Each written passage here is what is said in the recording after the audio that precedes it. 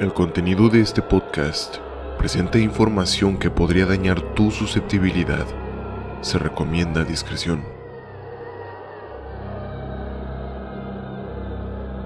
Esto es Rigor Mortis.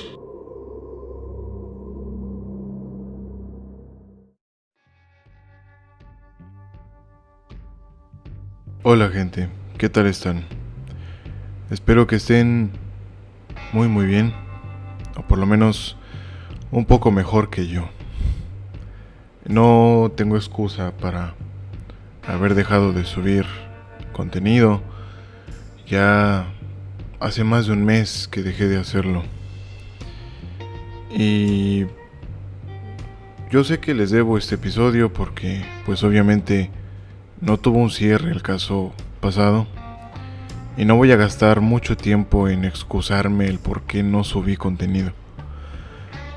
Para los que siguen al programa en redes sociales sabrán el mensaje que les di sobre que no sabría si el programa iba a regresar, sobre que no la estoy pasando muy bien anímicamente y que mi vida cambió bastante hace más o menos 6 meses.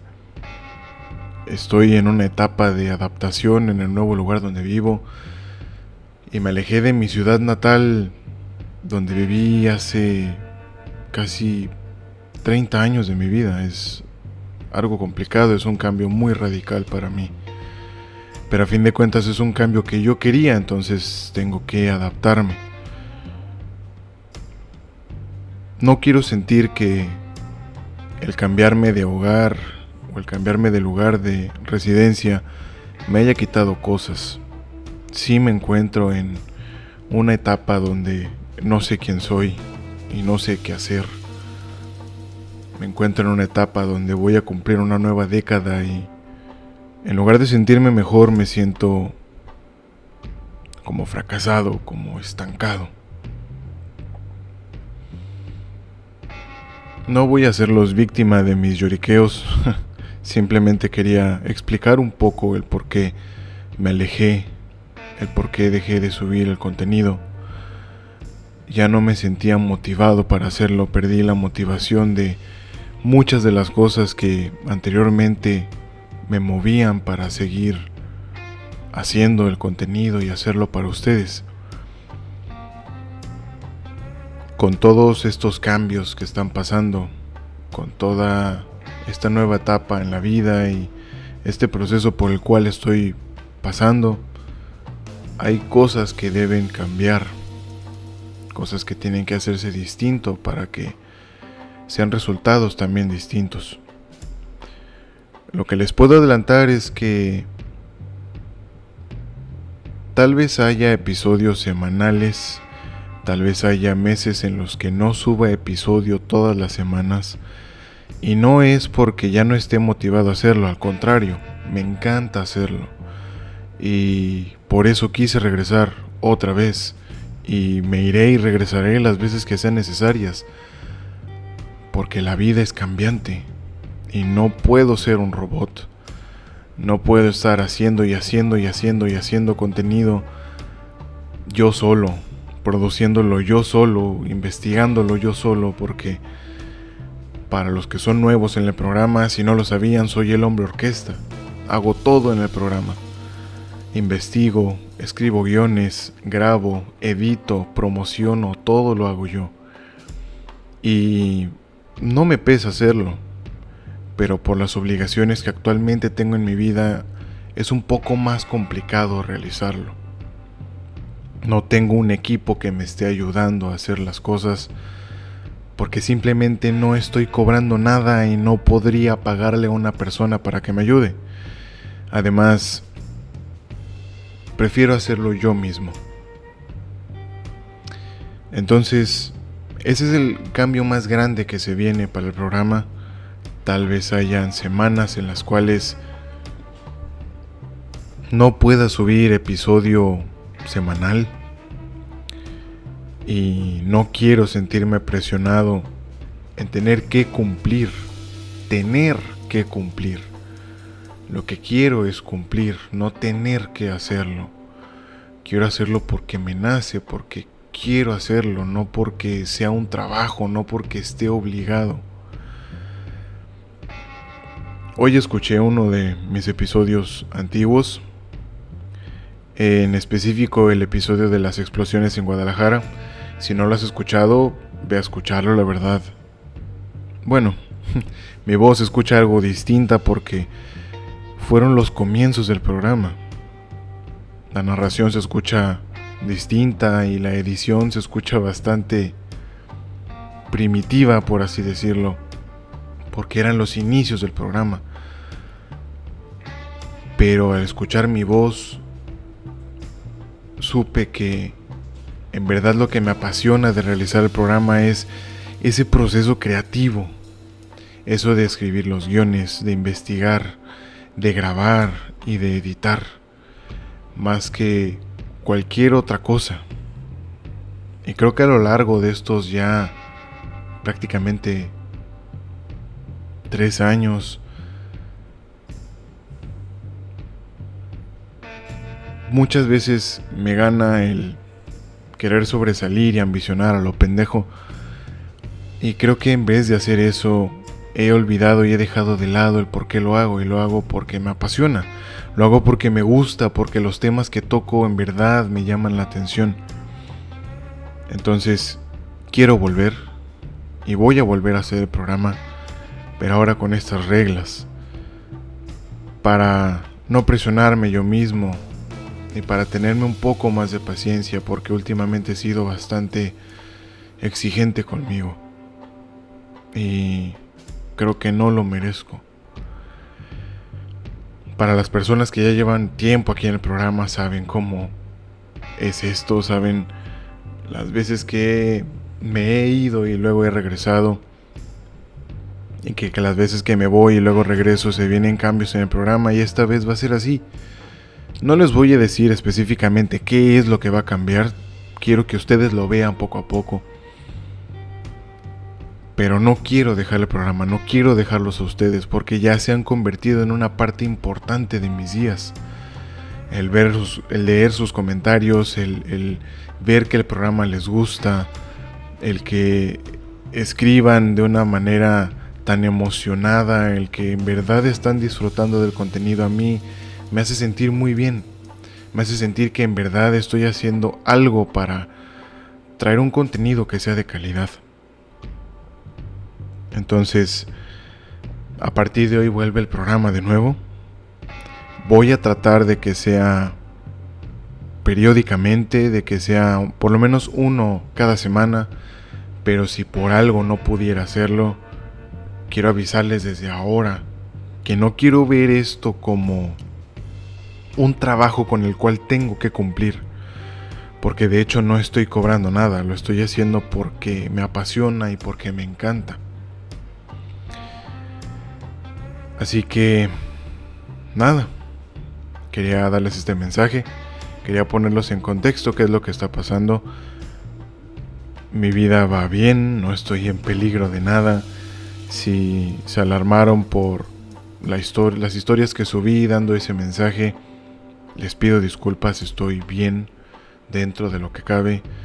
Es un batallar diario de todos los días, levantar y llevar mi presencia a trabajar y a seguir haciendo las cosas y seguir haciendo mis obligaciones. Entonces no quiero ver el podcast, no quiero ver el programa como una obligación más, sino como algo que me encanta hacer, algo que me apasiona hacer.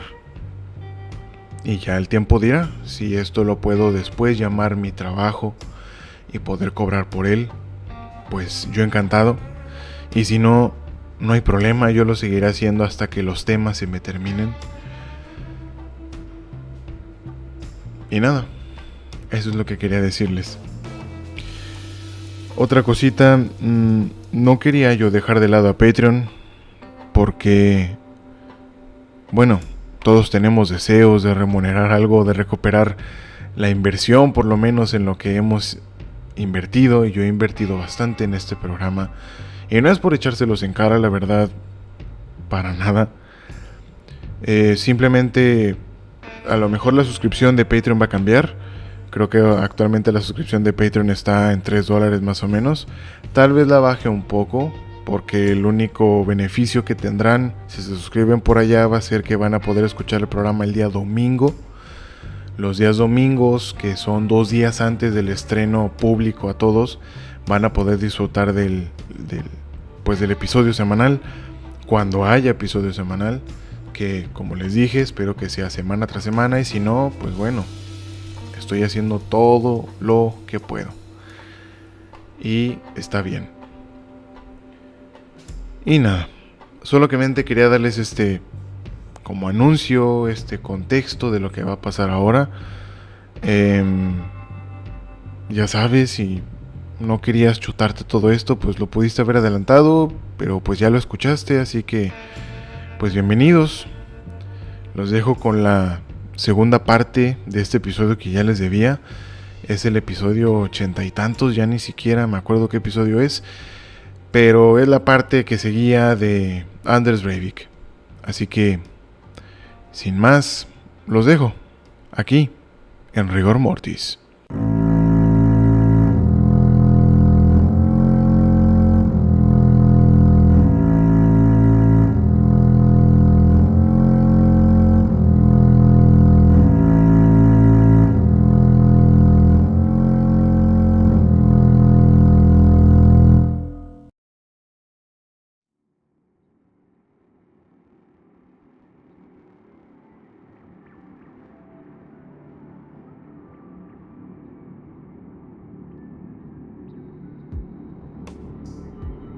Breivik afirma que, después de un tiempo en 2002, a la edad de 23 años, fundó su propio negocio de programación informática mientras trabajaba en la empresa de servicio al cliente.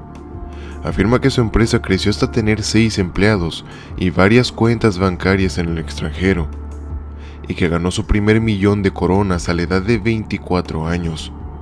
Posteriormente, la empresa fue declarada en quiebra y Breivik fue denunciado por varias infracciones a la ley. Luego, regresó a la casa de su madre, según él mismo, para ahorrar dinero. El primer grupo de psiquiatras que lo evaluaron dijeron en su informe que su salud mental se deterioró en esa etapa y entró en un estado de abstinencia y aislamiento. Sus activos declarados en 2007 ascendieron a unas 630,000 coronas noruegas o $116,410 estadounidenses, según cifras de la autoridad tributaria noruega. Afirma que en 2008 tenía alrededor de 2 millones de coronas noruegas o $369,556 estadounidenses y 9 tarjetas de crédito que le daban acceso a 26,000 euros en crédito. En mayo de 2009 fundó la empresa agrícola con el nombre de Breivik Geofarm, descrita como una empresa agrícola unipersonal dedicada al cultivo de hortalizas, melones, raíces y tubérculos. Breivik participó también durante años en debates en foros de internet y hablaba de forma constante en contra del Islam y los inmigrantes, cosas típicas de un racista con complejo de superioridad, cosas que se pueden observar en unos cuantos presidentes de potencias mundiales o bien en cierto enano bigotón que desató uno de los peores genocidios de la historia. Breivik pasó 6 días en Praga a finales de agosto y principios de septiembre de 2010. Eligió la República Checa porque el país tiene algunas de las leyes más relajadas en materia de armas y drogas de Europa. Tras su consulta en internet, Breivik señaló que Praga es conocida por ser quizás el punto de tránsito más importante para drogas y armas ilícitas en Europa. A pesar de que Praga tiene una de las tasas de criminalidad más bajas entre las capitales europeas, Breivik observó que no esperaba su viaje a la capital centroeuropea porque escuchó que hay criminales muy brutales y cínicos. Era raro que temiera, sobre todo teniendo en mente lo que dentro de poco derramaría en el país. Ahuecó los asientos traseros de su Hyundai para tener suficiente espacio para las armas de fuego que esperaba comprar. Después de 2 días, hizo imprimir un prospecto para una empresa de extracción de minerales, que supuestamente le daría una coartada en caso de que alguien sospechara que estaba preparando un ataque terrorista. Quería comprar un rifle AK-47, una pistola Glock, granadas de mano y una granada propulsada por cohete, afirmando que conseguir las dos últimas sería un bonus. Había pagado prostitutas en Praga y había hecho imprimir varias placas policiales falsas para usar con un uniforme policial que había adquirido ilegalmente en internet. Contrariamente a sus expectativas, no pudo conseguir armas de fuego en la ciudad checa, comentando que se trataba del primer gran revés en su operación. Al final concluyó que Praga estaba lejos de ser una ciudad ideal para comprar armas. Breivik no declaró ingresos en 2009 y en enero de 2010 sus fondos se estaban agotando gradualmente. Inicialmente, Anders tenía la intención de intentar obtener armas en Berlín o Serbia si su misión en Praga fracasaba. La decepción checa, sin embargo, le llevó a adquirir sus armas por canales legales. Decidió obtener un rifle semiautomático y una pistola Glock legalmente en Noruega, señalando que tenía antecedentes penales limpios, licencia de caza y una escopeta de acción Benelli Nova desde hace 7 años, y que obtener las armas legalmente debería, por lo tanto, no ser un problema. Al regresar a Noruega, Breivik obtuvo un permiso legal para una carabina semiautomática Roger Mini 14, aparentemente con el fin de cazar ciervos. Lo compró a finales de 2010 por 1.400 euros. En su manifiesto decía que iba a utilizar balas de rifle de punta blanda, inyectadas con nicotina líquida pura al 99%, para hacerlas supuestamente aún más letales. Obtener un permiso para la pistola resultó más difícil, ya que tenía que demostrar su asistencia regular a un club de tiro deportivo. Además, el control de armas en Noruega es extremadamente estricto. También compró 10 cargadores de 30 balas a un proveedor estadounidense. Desde noviembre de 2010 hasta enero de 2011 realizó 15 sesiones de entrenamiento en el Oslo Pistol Club, y a mediados de enero se aprobó su solicitud para comprar una pistola Glock. El 18 de mayo de 2009, como ya dije, Breivik había registrado una empresa unipersonal llamada Breivik Geofarm. Esto lo realizó para comprar fertilizantes sin levantar sospechas. Al registrarse, Breivik afirmó que la empresa cultivaría hortalizas, melones y tubérculos. El lugar de trabajo se fijó en Amot, en Hedmark. El 4 de mayo de 2011, Breivik compró 6 toneladas de fertilizante a través de Geofarm en Fellesjøpet. La cantidad es una compra media de fertilizantes en Noruega: 3 toneladas de nitrato de amonio y 3 toneladas de nitrato de calcio. Según algunos vecinos, todo el abono lo guardaba en su granero. Breivik pudo hacer esto porque no existe ninguna legislación que impida a las empresas agrícolas comprar tanto fertilizante como quieran, y que Geofarm era completamente legítima y no había nada sospechoso en la compra de Breivik. Así lo confirmó la directora del Servicio de Seguridad de la Policía de Noruega, Jan Christiansen, quien afirmó que ni siquiera la Stasi podría haber evitado lo que iba a ocurrir. El 23 de junio de 2011, pagó el importe pendiente de sus 9 tarjetas de crédito para poder tener acceso a fondos. Además de visitar campos de tiro y países con leyes de armas relajadas para mejorar su habilidad. Un manifiesto supuestamente escrito por Breivik, aunque esto no está confirmado sin que se pueda desmentir, afirma que utilizó el videojuego Call of Duty Modern Warfare 2 como supuesta simulación de entrenamiento. Esto supuestamente mientras usaba World of Warcraft como tapadera para su prolongado periodo de aislamiento. Algo por completo descabellado, pues un videojuego no podría entrenar a ninguna persona, y aquí debo aclarar que los videojuegos por sí solos no son dañinos para las personas, siempre y cuando la persona que esté jugando sepa discernir ficción de la realidad. Tal vez a lo que se podría referir esta afirmación es a cierta misión en ese juego, donde tú como jugador observas cómo un grupo de hombres asesina a sangre fría a civiles inocentes en un aeropuerto. Una escena demasiado gráfica, pero repito, una persona en su sano juicio sabría que aunque la escena es demasiado gráfica, forma parte de la historia para retratar a un villano sin ningún tipo de remordimiento ni piedad. Y aunque esa escena pudo reafirmar en la mente de Breivik lo que justamente deseaba hacer, la realidad es que la mente de ese joven ya estaba demasiado dañada antes incluso de tocar el videojuego. La reafirmación para sus actos solo fue una excusa con ese videojuego.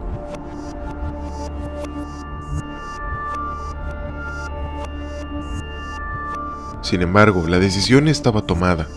Él ya había decidido qué hacer, e incluso cómo hacerlo, y no había nadie que detuviera sus deseos de, cual Hitler, asesinar a aquellos que él consideraba seres inferiores.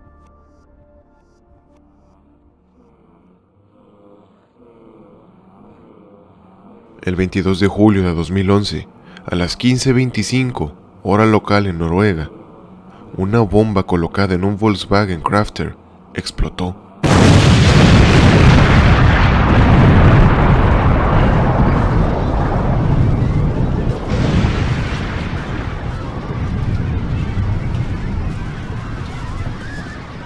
La bomba explotó en un estacionamiento frente al bloque H en el centro de Oslo, frente a la oficina del primer ministro de Noruega y varios otros edificios gubernamentales, como el Departamento de Petróleo y Energía, el Departamento de Tesorería, el Departamento de Educación y la Corte Suprema de Noruega. La explosión provocó incendios en el bloque y la onda expansiva arrasó las ventanas de todas las plantas, así como otros edificios al otro lado de la plaza. Las calles de la zona quedaron llenas de cristales y escombros tras la explosión.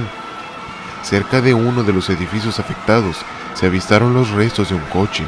Se informó de una nube de humo blanco mientras el incendio continuaba en el Departamento de Petróleo y Energía.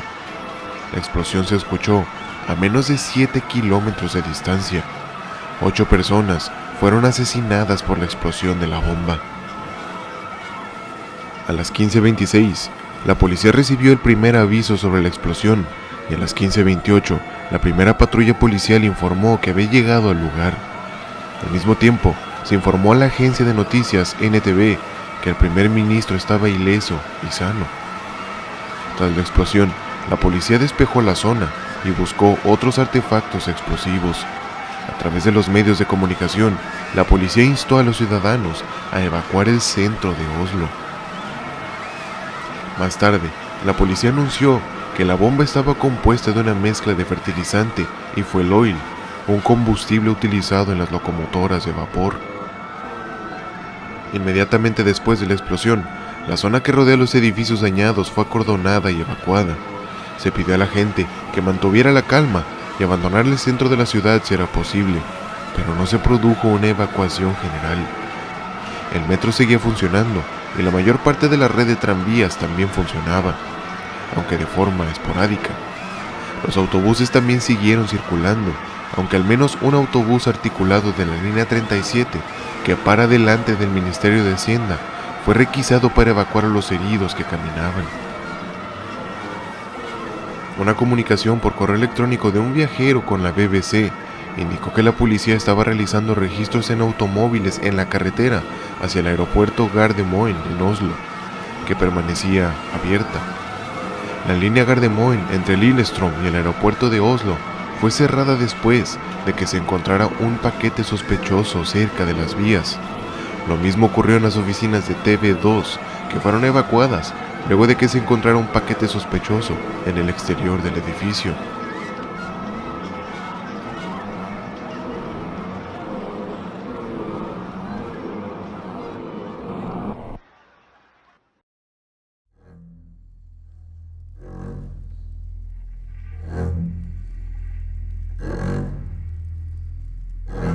Aproximadamente 1 hora y media después de la explosión de Oslo, un hombre vestido con uniforme de policía abordó un ferry en Tyrifjorden, un lago a unos 40 kilómetros al noroeste de Oslo, hacia la isla de Utoya. La ubicación del campamento de verano juvenil anual de la AUF el Partido Laborista Noruego, que se organiza ahí cada verano y al que asistieron aproximadamente 600 adolescentes. La ex primera ministra Gro Harlem Brundtland, a quien Breivik odiaba y a la que se refería en sus escritos como la asesina de la nación, había estado en la isla ese mismo día para dar un discurso ante el campamento, pero de forma inesperada, ella se había ido horas antes de que el asesino llegara. Cuando Breivik llegó a la isla, se presentó como un oficial de policía que había llegado para realizar un control de rutina después del atentado en Oslo. Hizo una señal y pidió a la gente que se reuniera a su alrededor. Acto seguido, sacó sus armas y abrió fuego.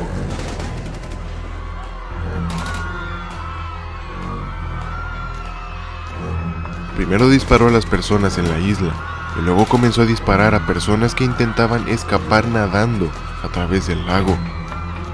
Dana Barzingi, superviviente de 21 años, describió cómo varias víctimas heridas por Breivik fingieron estar muertas para sobrevivir, pero este luego regresó y les disparó de nuevo para asegurarse de que en verdad estuvieran muertos. Se dio en sus ejecuciones en algunas ocasiones, primero cuando un niño de 11 años que acababa de perder a su padre durante el tiroteo se enfrentó a él y dijo que era demasiado joven para morir. Posteriormente también, cuando un joven de 22 años suplicó por un largo rato por su vida. Se informó que algunos testigos en la isla se escondieron entre la maleza y en los baños, comunicándose por mensajes de texto para evitar revelar sus posiciones al asesino. Según los informes, el tiroteo masivo duró aproximadamente 1 hora y media y terminó a las 18:35, cuando llegó un grupo especial de la policía y el asesino se rindió, a pesar de que le quedaban bastantes municiones. También se informó que el tirador utilizó balas de punta hueca o expansivas, que aumentan significativamente el daño a los tejidos, pues con la punta hueca meten aire al cuerpo, haciendo que dentro del mismo o al salir, la explosión del aire comprimido rompa y desgarre los tejidos del cuerpo, dejando los cuerpos hechos jirones. La administradora de la isla durante más de 20 años, Mónica Bosei, de 45, conocida como Madre Utoya, fue una de las víctimas. Su marido y sus 2 hijas también estaban presentes, pero pudieron escapar con vida. La víctima más joven, Sharidin Svebakboen, acababa de cumplir 14 años y escribió un blog describiendo los días previos a su asesinato. Los residentes locales partieron en una flotilla de pequeñas lanchas a motor y botes de pesca para rescatar a los supervivientes que fueron sacados del agua temblando y sangrando, y rescatados de escondites entre los arbustos y detrás de las rocas alrededor de la costa de la isla. Algunos pudieron sobrevivir, fingiendo estar muertos. Varios campistas, especialmente aquellos con experiencia en conocer bien la isla, nadaron hasta el lado rocoso oeste de la isla y se escondieron en cuevas en las que solo se puede acceder desde el agua. Otros pudieron esconderse en el apartado del llamado Camino del Amor. 47 de los campistas buscaron refugio en el apartado llamado la Casa de la Escuela, junto con personal de ayuda popular noruega. Aunque Breivik disparó 2 balas a través de la puerta, no logró atravesarla y las personas que se encontraban dentro del edificio sobrevivieron.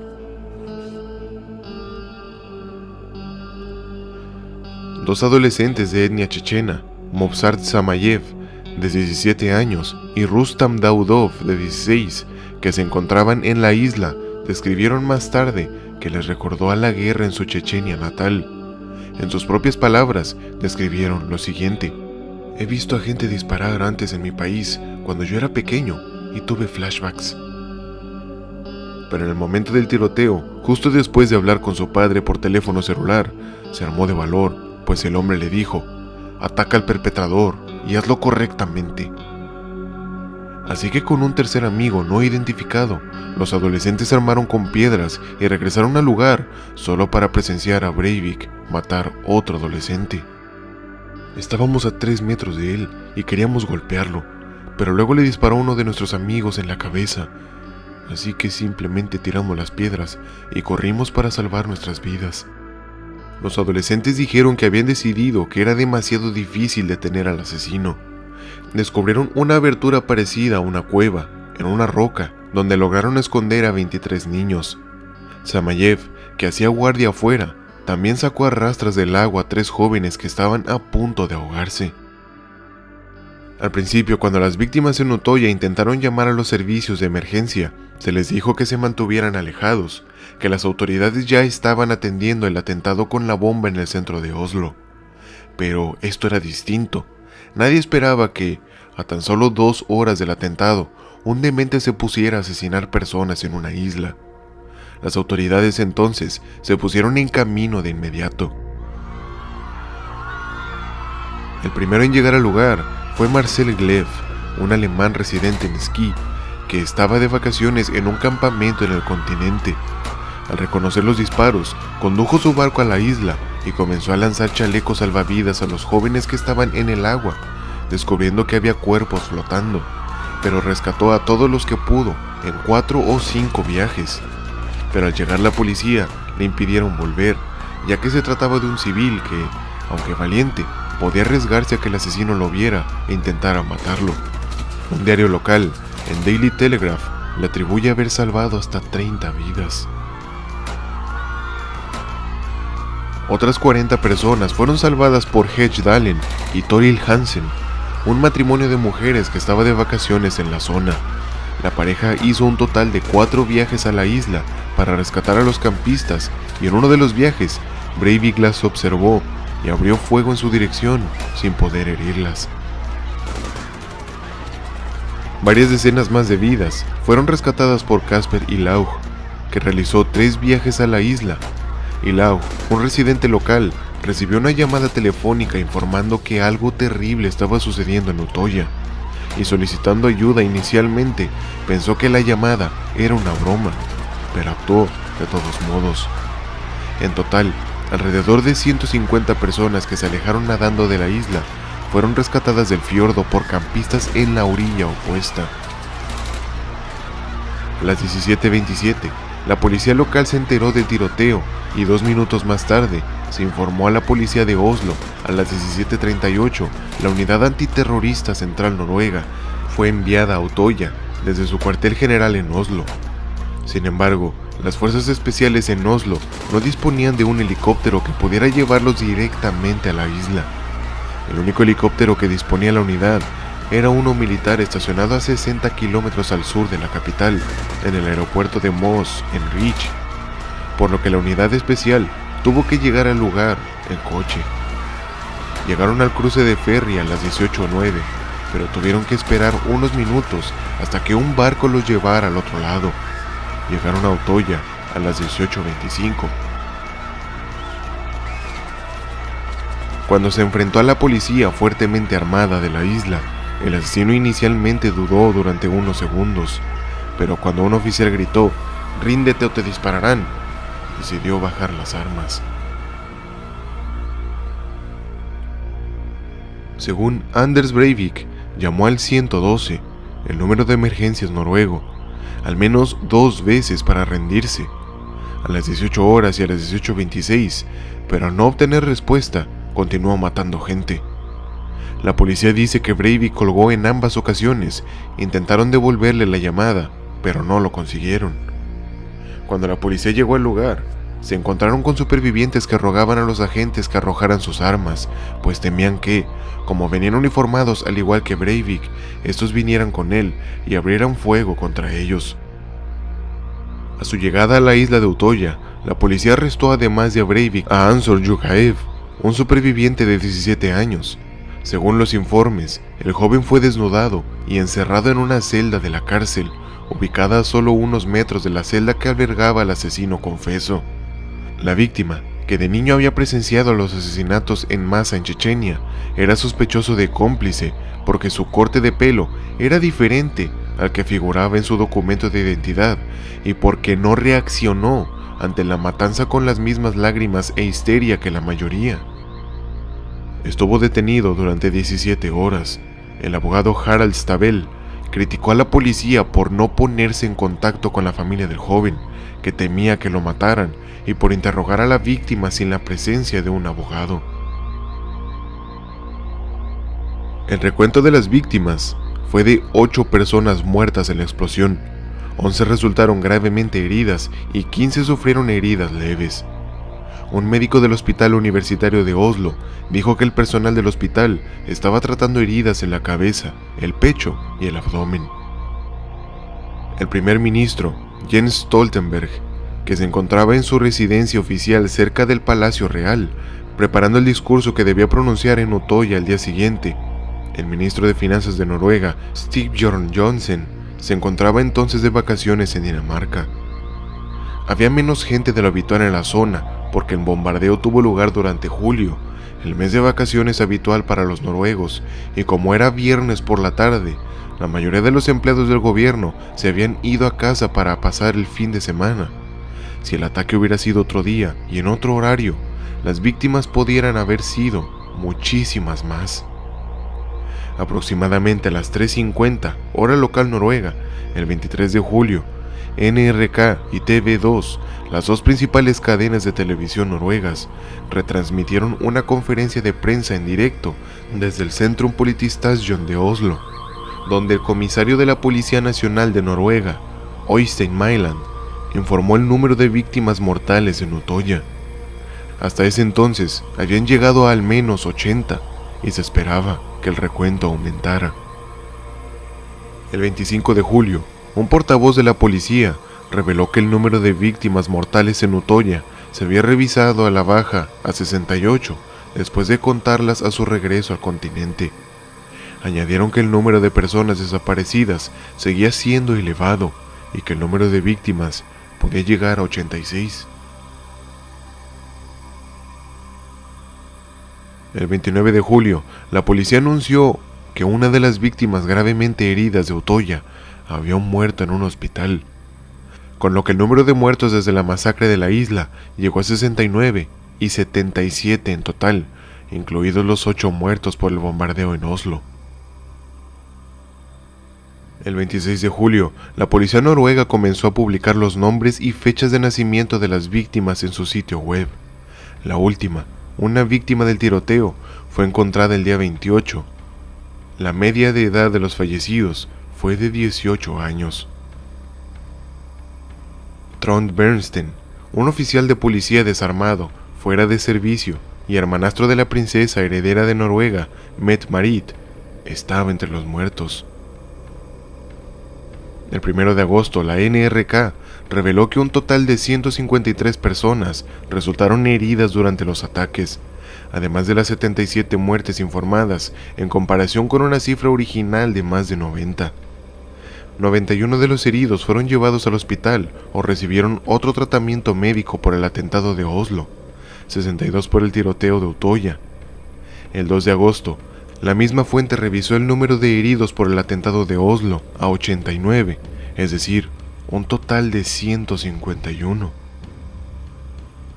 La emisora pública NRK y varios otros medios de comunicación noruegos identificaron al presunto atacante como Anders Behring Breivik. Fue arrestado en Utoya por los tiroteos y también vinculado con el atentado en Oslo. Fue acusado de terrorismo por ambos ataques. Según su abogado, Breivik ha reconocido que es responsable tanto de la bomba como del tiroteo durante el interrogatorio, pero negó su culpabilidad, ya que afirma que sus acciones fueron atroces, pero necesarias. En su lectura de cargos inicial el 25 de julio, Breivik permaneció bajo la custodia durante 8 semanas, la primera mitad en régimen de aislamiento. Breivik quería tener una audiencia abierta y asistir a ella vistiendo un uniforme de su propio diseño, pero el juez que presidía ambas solicitudes se las denegó. Breivik estaba vinculado a un compendio titulado 2083, Declaración de Independencia Europea, que lleva el nombre Andrew Breivik. El archivo fue enviado por correo electrónico a 1003 direcciones, unos 90 minutos antes de la explosión de la bomba en Oslo. El capítulo introductorio del manifiesto que define el marxismo cultural es una copia de corrección política, una breve historia de una ideología de la Free Congress Foundation. La mayor parte del compendio se atribuye al bloguero noruego con seudónimo Fjordman. El texto también copia secciones del manifiesto Una Bomber sin dar crédito, mientras intercambia las palabras izquierdistas por marxistas culturales y negros por musulmanes. El New York Times describió las influencias estadounidenses en los escritos, señalando que el compendio menciona al antiislamista estadounidense Robert Spencer 64 veces y cita extensamente las obras de Spencer, un escritor estadounidense y autor de artículos y libros sobre el Islam. El trabajo de Bat Ye'or, una teórica de la conspiración, es citado decenas de veces. El manifiesto contiene además citas de los expertos en Oriente Medio, Bernard Lewis, Edmund Burke, Mahatma Gandhi, Thomas Jefferson y George Orwell.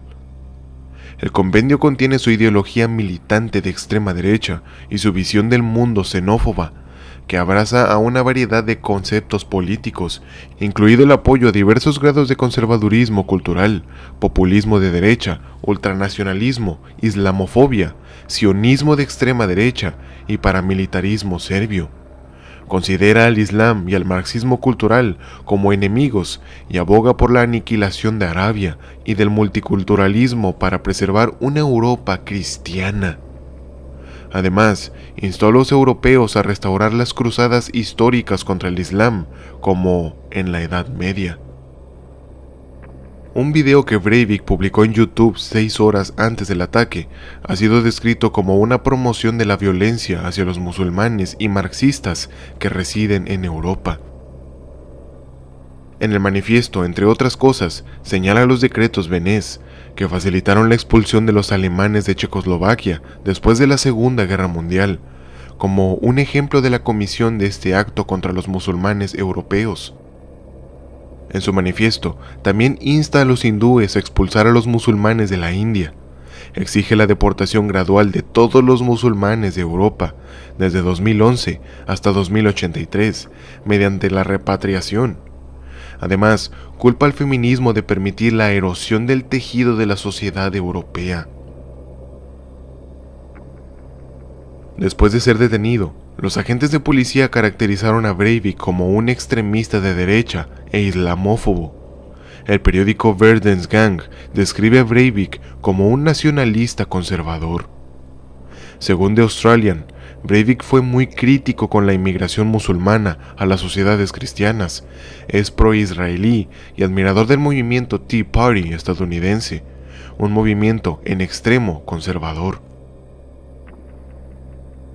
El subjefe de policía, Roger Anderson, dijo inicialmente a los periodistas lo siguiente: "No tenemos más información que lo que se ha encontrado en sus propios sitios web, que es que va hacia la derecha y que es, por así decirlo, fundamentalista cristiano".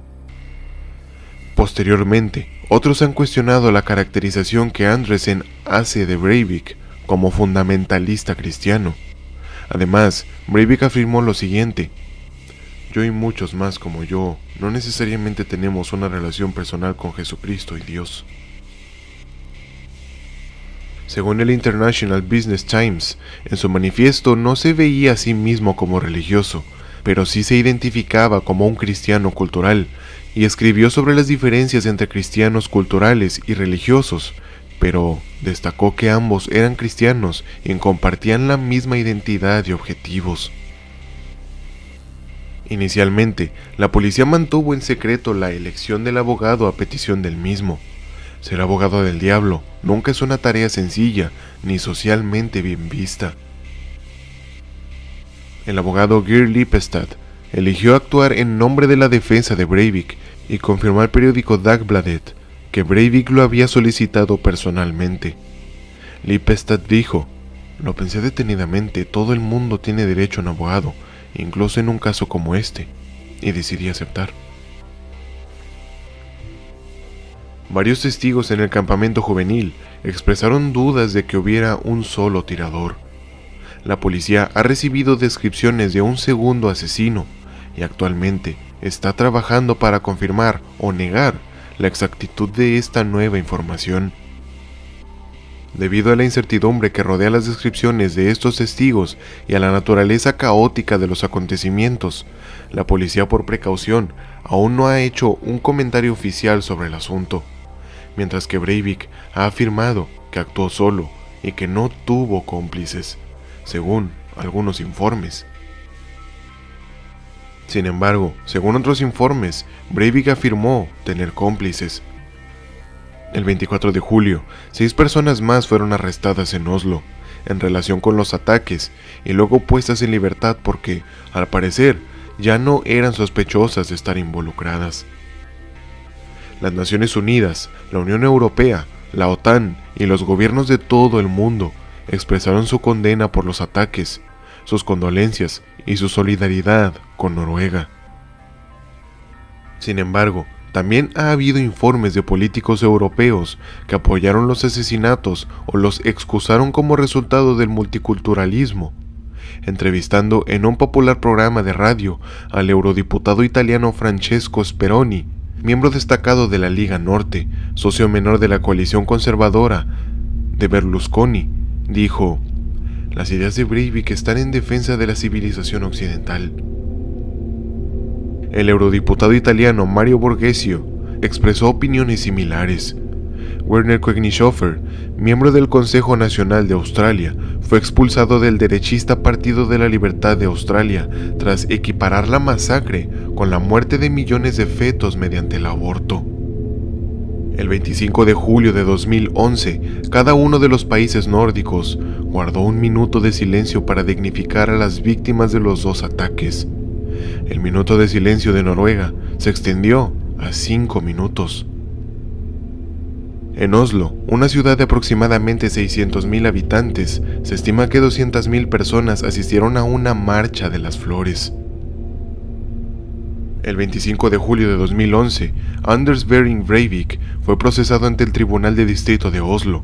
La policía temía que Breivik aprovechara la audiencia como una oportunidad para comunicarse con posibles cómplices. Debido a esto, la lectura de cargos se llevó a cabo a puerta cerrada, para los medios de comunicación y también para todos los espectadores. En cambio, el juez Kim Hedger celebró una conferencia de prensa poco después, donde leyó la decisión del tribunal. La práctica de audiencias judiciales completamente a puertas cerradas es extremadamente rara en el sistema de justicia noruego. Muchos abogados de la policía querían alta traición o crímenes contra la humanidad. En cambio, la fiscalía acabó acusando a Breivik de terrorismo. Breivik admitió ser el asesino de Utoya y el autor de la bomba en Oslo, admitiendo también todos los demás hechos reales. Sin embargo, se declaró inocente y afirmó que no reconocía a ese sistema de justicia. El fiscal de distrito Christian Halto pidió que Breivik permaneciera detenido durante 8 semanas sin correo ni visitas. El juez falló a favor de la fiscalía, afirmando que el acusado era un peligro inminente para la sociedad y debía ser confinado por su seguridad y la de los demás, que además era muy probable que fuera culpable de los presuntos delitos y el encarcelamiento era necesario para evitar la destrucción de pruebas. De acuerdo con los deseos de la fiscalía, Breivik fue condenado a 8 semanas de detención, sin correo ni visitas, 4 de las cuales fue en completo aislamiento. Fue trasladado inmediatamente a una prisión de máxima seguridad. El 13 de agosto de 2011, la policía llevó a Breivik a Utoya para recrear sus acciones el día de la masacre. Con un chaleco antibalas y una correa, se vio a Breivik imitando una acción de disparo. Ni los medios ni el público fueron alertados de esa operación. La policía explicó que el recorrido sorpresa era necesario porque Breivik sería acusado y juzgado individualmente por los 77 asesinatos. La policía consideró menos ofensivo para los supervivientes hacerlo ahora que durante el juicio. A pesar de los numerosos barcos policiales y helicópteros, ninguno de los civiles que había ido ese día a dejar flores en la orilla se dio cuenta de lo que estaba sucediendo. A solo unos cientos de metros al otro lado del lago por un total de 8 horas.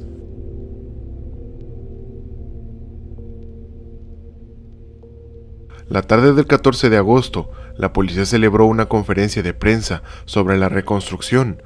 Se informó que Breivik no quedó indiferente a su regreso a Utoya, pero que no mostró ningún remordimiento. El inspector Paul Fredrik Short Krabi describió el comportamiento y la indiferencia de Breivik en la isla como irreales, ya que durante 8 horas mostró voluntariamente a la policía exactamente cómo había llevado a cabo los 69 asesinatos. El juicio de Anders Behring Breivik tuvo lugar entre el 16 de abril y el 22 de junio de 2012, en el Tribunal de Distrito de Oslo. Breivik fue condenado a 21 años de prisión preventiva el 24 de agosto de 2012. 170 organizaciones de medios de comunicación estaban acreditadas para cubrir el proceso, en el que participaron unos 800 periodistas individuales. La cuestión principal durante el juicio fue el alcance de la responsabilidad penal del acusado por estos ataques y, por tanto, se cuestionaban si sería condenado a prisión o internado en un hospital psiquiátrico. Antes del juicio, se presentaron 2 informes psiquiátricos con conclusiones contradictorias, lo que generó dudas sobre la solidez y el papel futuro de la psiquiatría forense en Noruega. El 25 de julio de 2011, Breivik fue acusado de violar el párrafo 147A del Código Penal noruego sobre desestabilizar o destruir funciones básicas de la sociedad y crear un miedo grave en la población. Ambos actos de terrorismo, según la legislación noruega. Los psiquiatras forenses Torgeir Hosby y Sine Sorheim, que llevaron a cabo el análisis psiquiátrico de Breivik y publicaron su informe en diciembre de 2011, descubrieron que según padecía de esquizofrenia paranoide, lo que respalda una posible defensa por demencia o un fallo de locura criminal por parte del tribunal. Sin embargo, a pesar de las críticas masivas de expertos jurídicos y psiquiátricos, el tribunal decidió nombrar a 2 nuevos psiquiatras, Terje Torrisen y Agnar Aspas, que debían realizar otro análisis. Breivik inicialmente no cooperó con los nuevos psiquiatras debido a que el informe anterior se había filtrado en los medios, pero luego cambió de opinión y decidió cooperar. El 10 de abril de 2012, los psiquiatras descubrieron que Breivik estaba legalmente cuerdo. Si se confirmaba esa conclusión, Breivik podría ser sentenciado a prisión.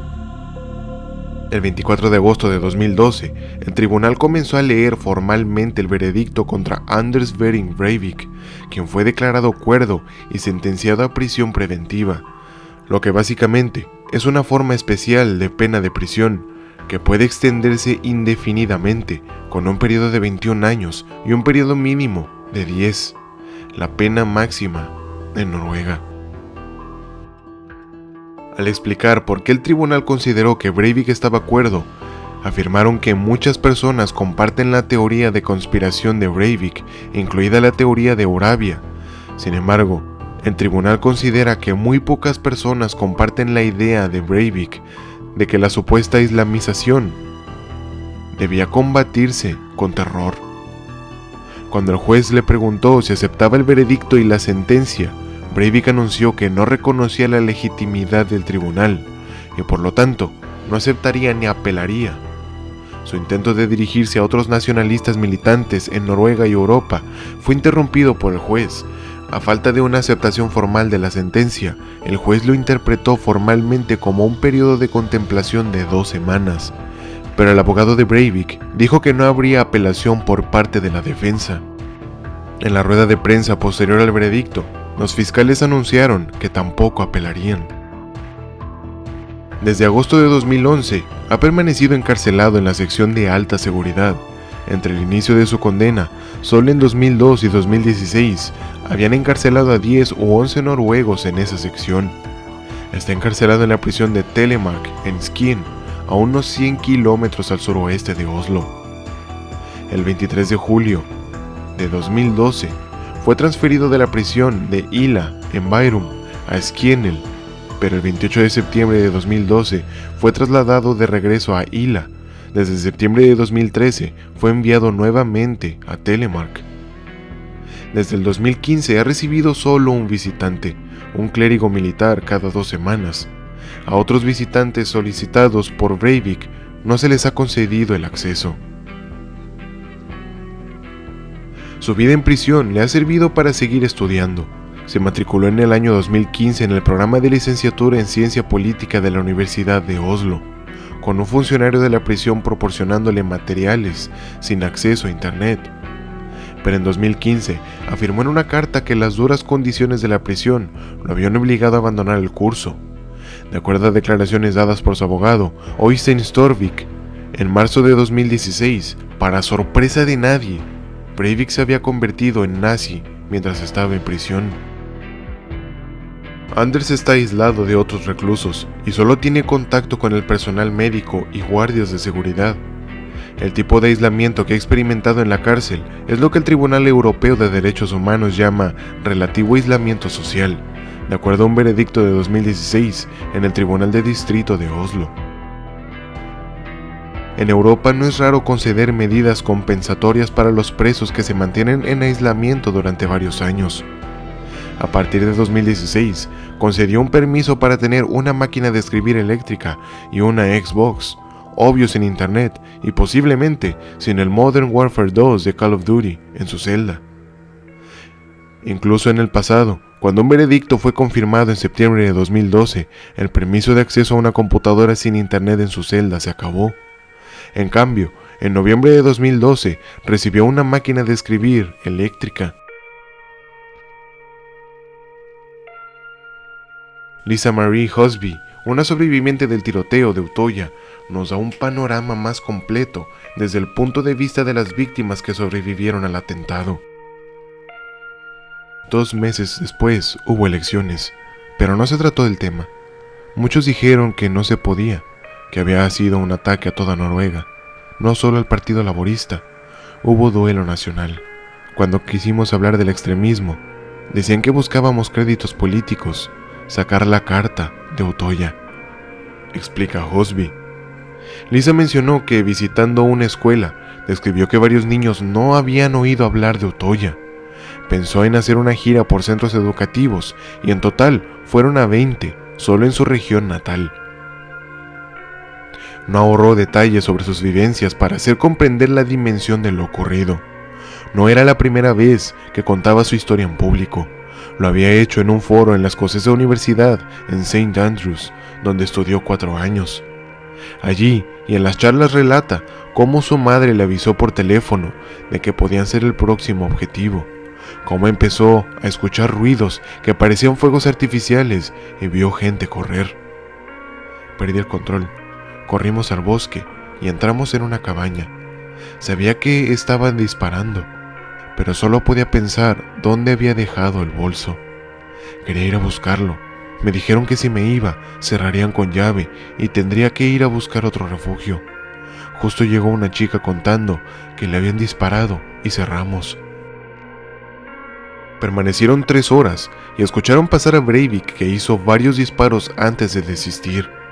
Fueron rescatados por la policía, que les pidió salir con las manos en alto, mirando al suelo para no ver ni heridos ni cadáveres. Días después, vinieron los funerales de sus amigas y amigos, incluida su mejor amiga, tantos que había que elegir a cuál ir. Recuerda sus visitas al psicólogo, el diagnóstico de estrés postraumático, las pesadillas, las imágenes retrospectivas que la asaltaban por el día y el cansancio. Veía mi vida pasar sin sentirme involucrada. Existía, pero no vivía. Nada me interesaba ni me importaba. 2 años más tarde, se dio de baja y dejó la política. Después de 1 año, empezó a sentirse mejor, a hablar de sus problemas y decidió irse a Escocia. Según un estudio del Centro Nacional para la Violencia y Estrés Postraumático, 1 de cada 3 supervivientes de Utoya tiene síndrome de estrés postraumático y cefaleas crónicas. La mitad, ansiedad, depresión y problemas para dormir, y 1/3 no ha recibido ayuda suficiente. No es el caso de Hosby. Recibió una indemnización, del estado noruego. Pero los demás sobrevivientes no solo tienen padecimientos mentales, sino que al menos un tercio de ellos han sido objeto de expresión de odio o amenazas. Conozco a muchos que viven con dirección secreta, afirma Hosby, que ha recibido varios mensajes de conspiranoicos. Las familias son sumamente importantes. No solo le dan identidad a los niños, sino que, cuando la maternidad y paternidad se ejercen con responsabilidad y sabiduría, brindan a esos niños de lo que les hace falta para poder ser adultos que aporten algo positivo, en lugar de dañar o desviarse por el camino, yendo a extremos que nunca son buenos. Anders tuvo una infancia difícil, una madre que lo despreciaba y un padre sumamente ausente. Fueron esas cosas las que lo llevaron a forjarse su propia personalidad con lo que ocurrió en su país en ese entonces, y al crecer se volvió un racista extremista. Se llevó la vida de muchos inocentes. Algo que sin dudas se pudo haber evitado, de haber puesto más atención a la familia por parte de las autoridades. Fue una desgracia que pudo haber evitado la pérdida de tantas vidas inocentes. Una desgracia que tiene una responsable, que no fue castigada, su madre. Pero a su vez, la historia de su madre tiene otra culpable, su madre a la vez. Fue una cadena que se fue llevando de generación en generación. Afortunadamente para todos, Anders no se reprodujo y por lo tanto sus enseñanzas racistas no podrán pasar a una nueva generación, por lo menos consanguínea. Sin embargo, el racismo sigue siendo latente en el mundo.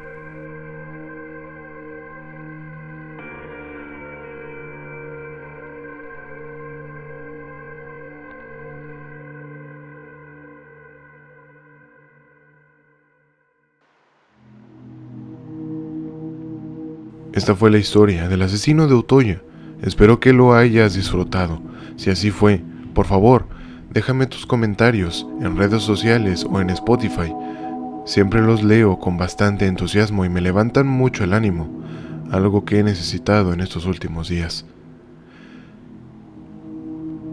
Siga el programa en redes sociales donde se van a publicar las imágenes de archivo de este caso, además de que están las de los demás casos que ya he tocado. Muchas gracias por prestarme su tiempo y sus oídos. Esto fue Rigor Mortis. Yo fui Eduardo Miranda y ustedes son asombrosos. Hasta la semana que viene.